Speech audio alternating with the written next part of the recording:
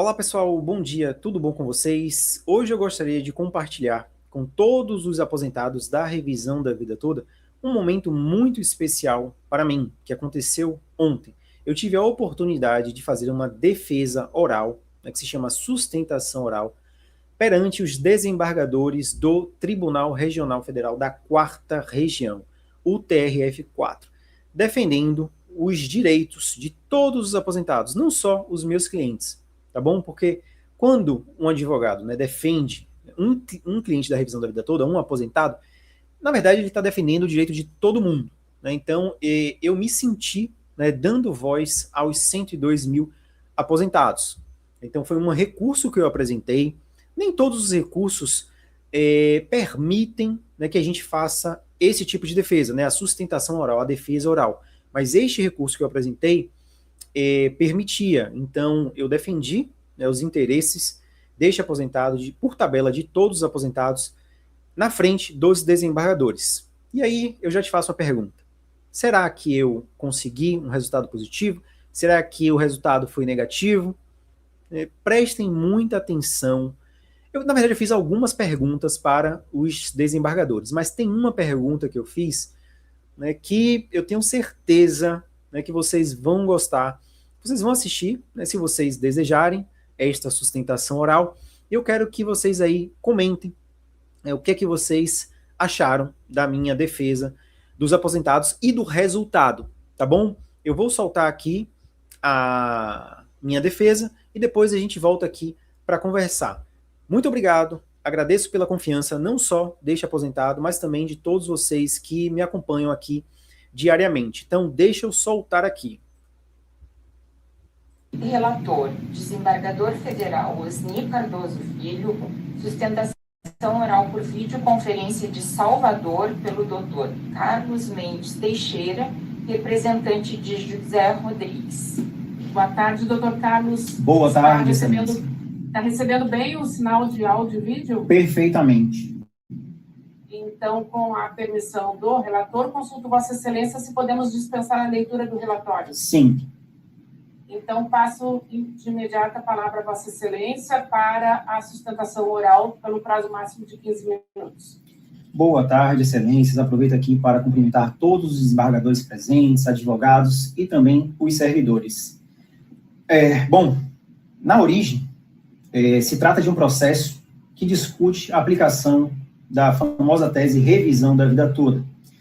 E, neste caso, excelência do senhor José Rodrigues e também de todos os outros processos em que os magistrados retiraram a suspensão, a ordem de suspensão nacional proferida pelo ministro Alexandre de Moraes e proferiram sentenças de improcedência, houve claramente uma violação a uma ordem do Supremo Tribunal Federal.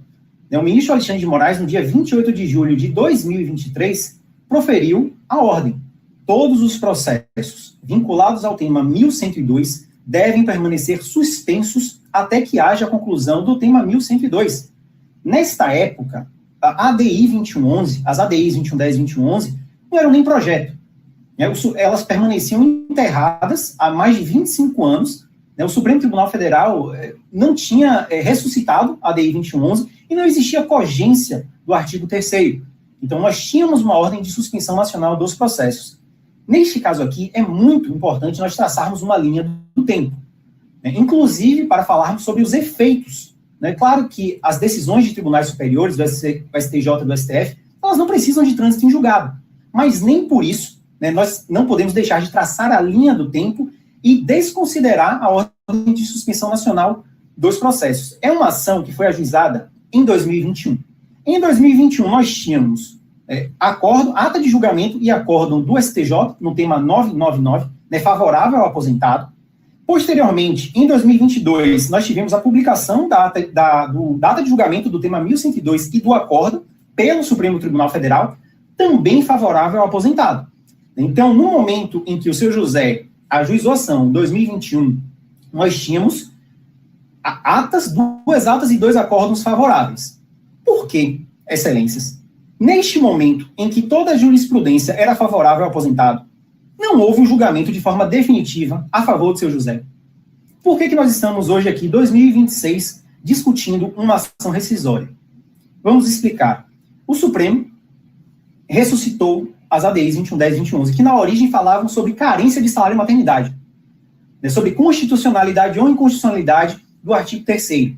Mas como o ministro André Mendonça, de forma brilhante, né, no voto que ele deu dentro do tema 1102, um voto recente, falou, e eu peço aqui a permissão, um segundinho, apenas para ler 2 pontos do voto do ministro André Mendonça.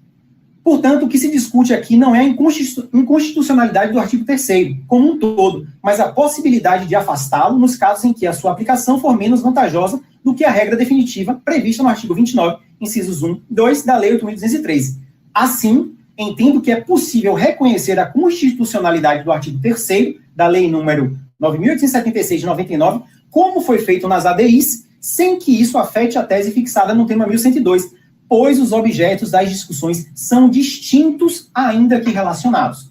Pois bem, o ministro Luiz Roberto Barroso, né, na época presidente do Supremo, hoje, né, ex-integrante da Corte, achou por bem criar, porque não existia a palavra cogência do artigo 3º. Então, Luiz Roberto Barroso criou, e foi seguido ali pelos demais ministros, dentro das ADIs, julgando de forma indireta o tema 1102. Mas, ora, a ordem de suspensão nacional de 28 de julho de 2023 foi dada dentro do tema 1102, vinculando todos os processos. Então, não cabe aqui, mesmo que nós tenhamos a mudança ali de jurisprudência, o STF reviu ali a jurisprudência, iniciou o julgamento das ADIs no dia 21 de março de 2024, certo? Publicou a ata de julgamento no dia 5 de abril de 2024, mudou o entendimento. Ok, daqui para frente, a gente não pode mais falar em revisão da vida toda. Mas e o direito de quem ajuizou a ação anteriormente? Quando não existia ADI, quando não existia a cogência do artigo 3º. Tanto é, Excelência, que o julgamento começou no dia 21 de março. Esta sentença de improcedência, eu estou aqui com o documento aberto, ela foi assinada no dia 25 de março, 9 horas e 58 minutos. Ou seja, o magistrado, no dia 25, 4 dias depois, antes da publicação da ata de julgamento, no dia 5 de abril, assinou aqui a sentença. Com que fundamento? As decisões dos tribunais superiores não precisam de trânsito em julgado. Ok, mas Alexandre de Moraes deu uma ordem em 2023, a jurisprudência era favorável ao aposentado, e isso não autorizou, né, mesmo que o juiz, né, quisesse, ele não poderia dar uma sentença de procedência quando nós tínhamos o tema 99 do STJ e o próprio tema 1102 do STF. A ordem era clara. Seja o magistrado favorável ou tendente a dar uma sentença de improcedência, ele tinha que se abster, porque a ordem de suspensão nacional estava valendo. Agora, no momento, né, no primeiro momento que o Supremo Tribunal Federal muda a jurisprudência, 4 dias depois, o magistrado profere uma sentença de improcedência, porque as decisões dos tribunais superiores não precisam de trânsito em julgado, não dá. Ele violou a ordem de suspensão nacional. E, Excelência, neste caso aqui, da revisão da vida toda, os contornos são tão peculiares que os 2 julgamentos continuam em andamento. Tanto o julgamento da ADI 2111 quanto o tema 1102. Quem propôs, né, o que o ministro Dias Toffoli chamou de modulação, de não ter que devolver, não ter que pagar honorários sucumbenciais, dentro da ADI 2111, o próprio ministro Dias Toffoli fez um pedido de vistas dentro da ADI 2111. No tema 1102, que é a revisão da vida toda em si, no dia 18 de março de 2026, ou seja, recentemente, doutora Gisele, que é advogada, né, de um aposentado da parte, opôs novos embargos de declaração, justamente buscando, né, fazer com que o Supremo Tribunal Federal se manifeste de forma expressa sobre a modulação dos efeitos. Quem deu entrada antes da publicação da ata de julgamento tem direito. Não à toa, Excelência, e aqui eu trago este questionamento porque os aposentados esperam, né, da Justiça uma resposta. O mesmo julgamento das ADIs, o mesmo julgamento está conferindo efeitos futuros para a carência do salário maternidade, né, para a inconstitucionalidade da carência, tanto que o INSS publicou a ADI 188, né, de julho de 2025, e colocou lá com todas as letras. Olha, a carência, a inconstitucionalidade aqui foi declarada pelo Supremo, mas só vale da publicação do julgamento para frente, 5 de abril de 2024 para frente. Então, os efeitos em relação à carência do salário de maternidade são futuros. Por que o mesmo julgamento vai retroagir para prejudicar o aposentado que deu entrada antes da publicação da ata de julgamento? Nós estamos aqui num sistema híbrido de conferência de efeitos conforme o prejuízo econômico que potencialmente o governo e o INSS vai sofrer. Nós estamos pegando o direito como se fosse uma massinha de modelar. Aqui a gente vai fazer desta forma, mas em relação à revisão da vida toda é de outra forma? Não dá. Não dá. Então, o magistrado, além de ter passado por cima da ordem de suspensão nacional dos processos que estão vinculados ao tema 1102, ele também aplicou, né, os efeitos retroativos da DI 2011, quando, né, os magistrados e o INSS também, ao editar a instrução normativa, estão conferindo efeitos prospectivos para a carência do salário maternidade. Por que a gente não dá o tratamento igual? Excelência, mais uma vez, os dois julgamentos estão em andamento. Nós tivemos a sentença aqui de 2024. Não existia outro caminho a não ser a propositora da ação rescisória. Primeiro, pela violação à suspensão, à ordem de suspensão nacional dos processos. Segundo, porque, com o pedido de vistas do ministro Dias Toffoli, o processo vai voltar para julgamento. Primeiro, no ambiente virtual, talvez tenha um pedido de destaque, a gente não sabe. Mas se o ministro Dias Toffoli refletir, pensar melhor, né, e propor uma alteração no seu voto. Bom, além de não pagar, eu refleti, li o voto do ministro André Mendonça, lembrando que o ministro André Mendonça, na origem, era contrário à revisão da vida toda. Refletiu, leu o voto do ministro Edson Fachin, mudou o posicionamento e deu uma aula, porque é uma aula de direito, é uma aula de bom senso, de defesa dos interesses primordiais, basilares da Constituição Federal, interesses de primeira ordem. O STF tem priorizado interesses de segunda ordem. Interesse financeiro é interesse de segunda ordem. E tem um estudo dentro do processo, 4 bilhões de reais de custo da revisão da vida toda ao longo de 10 anos é troco de pão. O Brasil não vai quebrar. Então o André Mendonça mudou o entendimento, deu um voto perfeito, fez a distinção entre o que foi decidido na Lei 2011 e o que está sendo decidido no tema 1102. E se o Dias Toffoli repensar e propuser, não, realmente, tem direito quem entrou antes da publicação da ata de julgamento da DI 2011. Como fica o direito do seu José? Como fica o direito do seu José? Porque nós temos ali uma estimativa, 102 mil ações ajuizadas. 90% ou 95% das ações permanecem em estado de suspensão. Nos meus processos, este daqui eu acabei assumindo, mas nos demais processos que eu tenho, mesmo com a publicação da ata de julgamento da DI 2011, o juiz manteve a suspensão do processo. E se no mês que vem, ou daqui a 2 meses, 3 meses, o ministro Dias Toffoli alargar a modulação, ou caso os embargos de declaração opostos pela doutora Gisele, dentro do tema 1102, tiverem o resultado esperado, que é a preservação do direito de quem deu entrada antes da publicação, como que as 10% das ações, das 102 mil ações, ou 5%, como é que vai ficar o direito dessas pessoas? Olha o caos jurídico que nós não, né? O Supremo Tribunal Federal acabou criando ao julgar o tema 1102 de forma transversa através da DI 2011. Então, processos que tinham sentença de procedência, recurso, a turma ou o tribunal manteve a sentença de procedência. Aí, agora, os magistrados são obrigados a anular absolutamente tudo, porque a cogência criada pelo Luiz Roberto Barroso na DI 2011 mudou absolutamente tudo. E falar em segurança jurídica, sentença de improcedência dizendo que vamos preservar a segurança jurídica, não tem preservação de segurança jurídica, tem o oposto.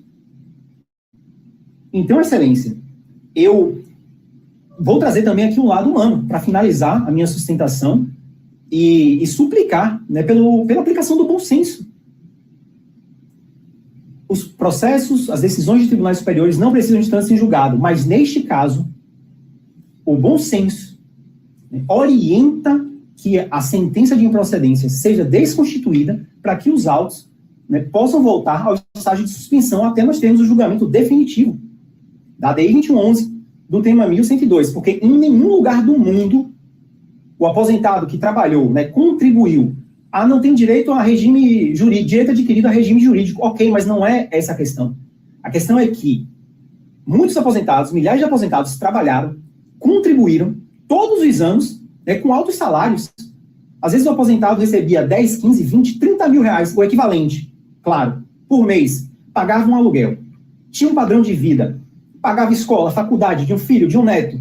Quando ele vai se aposentar, salário mínimo. Em que lugar do mundo que isso é justiça? Em que lugar do mundo que, trazendo um pouco de humanidade aqui para o julgamento, né, não é justiça? E a revisão da vida toda, a tese da revisão da vida toda é uma tese de exceção. Né? São 102 mil ações, e logicamente que não todas vão ser julgadas de forma procedente. Então, Excelência, em virtude da violação, que a sentença violou a ordem de suspensão nacional dos processos, né, em virtude também da aplicação, a meu ver, equivocada dos efeitos, o mesmo julgamento aplicando de forma futura para o salário maternidade e retroagindo para prejudicar os aposentados. Então, por estes motivos, né, eu apelo para o bom senso, né, de Vossas Excelências que possam desconstituir a sentença e determinar o processo para o retorno ao estágio de suspensão. Porque se no mês que vem o Dias Toffoli alargar a modulação dele, todos vão lembrar deste momento. Porque em relação ao seu José, nada mais vai poder ser feito. Muito obrigado, Excelências. Obrigada. Com a palavra o relator. Senhora Presidente, elogio a sustentação oral do eminente divulgado decisório. Como vota a desembargadora Thaís? Senhora Presidente, eu fui indicar o pedido de vista, e talvez prejudique os votos, também, claro, os colegas podem já acompanhar o plano. O que me pareceu no presente caso, posso saber se me confere a palavra, rapidamente, é que a tese é que o processo foi julgado, a ação foi julgada, a sentença foi proferida enquanto estava suspenso o processo. Esse ponto não foi examinado no voto. E a tese da ação decisória é que o julgamento não se concluiu e tem uma chance, há a possibilidade de haver um alargamento da modulação para essa hipótese que, no princípio, o segurado não está abrigado, mas que poderá vir a ser. Nós estamos nessa sessão, em vários casos aqui, por precaução, hoje o desembargador conversamos fora na nossa rede social da turma, sobre as decisões da vice, mantendo, sobrestando processos, eu fico vencido, né, de outra matéria, por precaução, porque pode haver uma modulação e tudo mais. Então, diante dessa perspectiva, o advogado não pediu para alterar a decisão do Supremo, não é isso que ele está sustentando. Teria sentido vir à tribuna dizer isso. Eu vou pedir vista para verificar justamente em consonância com esses entendimentos que eu fui vencido na terceira sessão sobre a suspensividade desses casos, a partir de uma nota técnica que já decididos, mas que tem risco e que seria adequado parametrizar e aguardar até o último momento, né, digamos assim. Como eu tenho uma chance, a última chance, e como esse é um precedente que assim, acho que ninguém esperava, né, porque já tinha sido julgado até pelo STJ, pelo STF, e depois foi anulado, eu acho que ele deve ser interpretado com grandes sábios e restritivamente, né, para dar todas as chances para que o segurado possa ainda não ser tão prejudicado. Certo. Então, Vossa Excelência está pedindo vista. Eu vou pedir vista desse caso para analisar justamente essa particularidade do julgamento que foi efetuado durante o período de suspensão. Perfeito. E a possibilidade, porque tem ainda desdobramentos no STJ com possível modulação. Certo. Então, Então, após o voto do relator no sentido de julgar improcedente a ação rescisória do que foi acompanhado pelo desembargador federal, Fernando Quadros da Silva, pediu vista ao desembargador Paulo Afonso, aguardo os demais. Obrigada, doutor. Uma boa tarde. Eu que agradeço imensamente. Uma boa tarde. Pronto, pessoal. Esta foi a minha sustentação oral, a minha defesa oral. E como vocês viram ali, nós tivemos o melhor resultado possível, né, juridicamente possível, diante deste cenário caótico, né, que o único culpado é o Supremo Tribunal Federal. E em último recurso que eu fiz, felizmente nós tivemos um desembargador com bom senso, né, que escutou, ouviu o que eu falei, né, que o Supremo deu uma ordem de suspensão nacional e o juiz simplesmente passou por cima desta ordem. E também, vocês ouviram ali, ele falou com todas as letras que ele vai analisar a possibilidade de modulação, né, do alargamento que o Dias Toffoli ou outro ministro, né, pode propor e ainda pode ter como resultado positivo para todos que ajuizaram ações antes do dia 5 de abril de 2024. Então, o desembargador falou com todas as letras.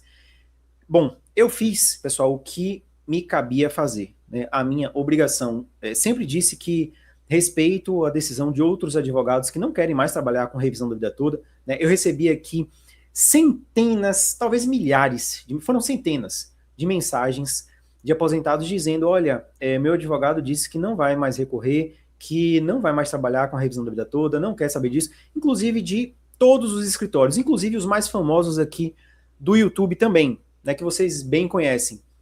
Eu procurei fazer, né, e estou fazendo todos os dias o que eu acho correto fazer. E tivemos, como vocês viram ali, um resultado positivo, mesmo diante do cenário completamente adverso. Eu consegui plantar a dúvida ali na cabeça do desembargador e felizmente, né, ele concordou comigo, pediu vistas e vai analisar melhor o processo, né? E eu falei para ele, olha, excelência, a ADI 2111, o julgamento continua em andamento, né? O tema 1102 também, a doutora Gisele apresentou agora dia 18 de março num novo recurso.